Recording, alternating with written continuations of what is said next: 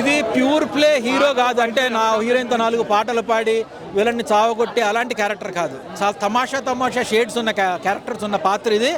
Different shades ఉన్న పాత్ర ఇది చేశాడు. అందుకని ప్లస్ నేను డాన్స్లో ఎన్టీఆర్ డామినేట్ చేసేస్తాడు మనవాడు అనుకున్నాను, కానీ హృతిక్ రోషన్ కూడా చాలా బాగా చేశాడు. అతను హైట్కి అతను తమాషా స్టైల్ వచ్చింది. ఎన్టీఆర్ గ్రేస్ మనకి తెలుసు.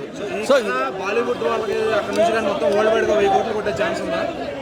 1000 కోట్లు అనేది ఇట్స్ ఏ డిఫరెంట్ నెంబర్. వీళ్ళకి థియేటర్ ఎన్ని రిలీజ్ స్క్రీన్ దొరికాయి, ఇది హైప్ చూస్తే ఇనిషియల్ booking.comలో వాటిలో కూలీగా చాలా హైప్ ఉంది, దీనికి లేదు.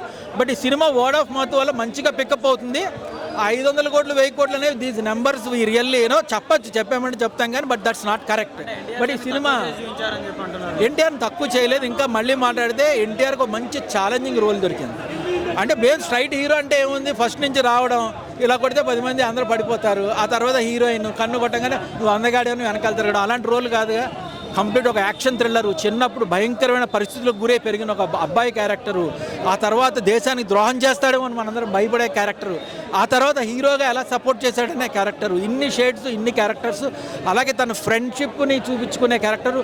తన ఫ్రెండ్ అంటే ఎంత ఇష్టం ఉన్నా అతనితోనే ఫైట్ చేయాలి, అతనే చంపేయాలేమో అనేటువంటి క్యారెక్టర్. ఇన్ని మల్టిపుల్ షేడ్స్ ఉన్న క్యారెక్టరు, అది కూడా నేషనల్ క్యాన్వాస్ మీద. అలాగే యాష్రాజ్ ఫిలిమ్స్ అంటే మన రామానాయుడు ఫిలిమ్స్ అవి అక్కడ ఎంతో నేషనల్ లెవెల్లో అంత అటువంటి దానిలో దొరికినప్పుడు అయాన్ ముఖర్జీ లాంటి డైరెక్టర్ ఉన్నప్పుడు ఖచ్చితంగా ఎన్టీఆర్ ఒప్పుకోవడం కరెక్టే. చాలా బాగుంది.